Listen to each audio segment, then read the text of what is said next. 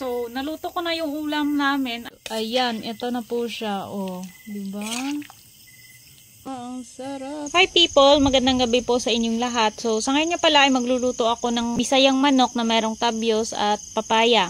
Ang huli naming pagkaluto nito ay noong last year pa. So, sa ngayon ay subukan natin ulit. Actually, ang video na ito ay noong last week pa. Naka-live pa ako noon habang nagluluto ako. Ngayon lang talaga ako nagka-time para mai-edit ko to at mai-post. So, ayan, nilaga ko nga pala dyan ng tabyos. Tapos dito naman sa kabila, ginisa ko yung bisayang manok. At pagkatapos ay nilaga ko na rin. Ang mga bisayang manok kasi kailangan na malaga ng maayos para mas malambot yung mga laman niya. Medyo nahihirapan pa nga ako dyan sa pagluluto kasi yun nga, masakit talaga sa mata yung usok. Pero kailangan tiisin para makakain. Oo. Merong nagsasabi na bumili daw kami ng electric na lutuan o di kaya yung gasol. Napakasosyal naman nun be. Napakamahal kaya ng kuryente ngayon. Ito kahoy, libre lang. Basta masipag ka lang manguha.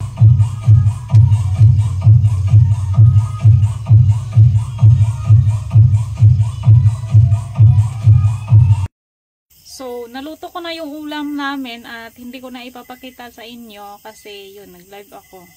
So, ipapakita ko na lang sa inyo na naluto ko na. Ayan, ito na po siya. Oh, diba? Oh.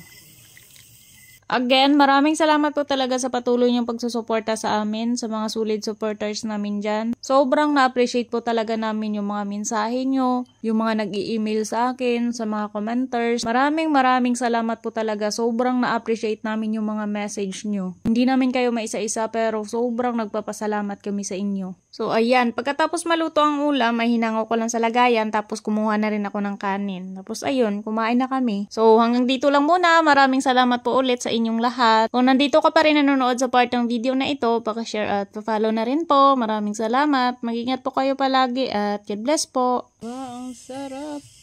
My gosh.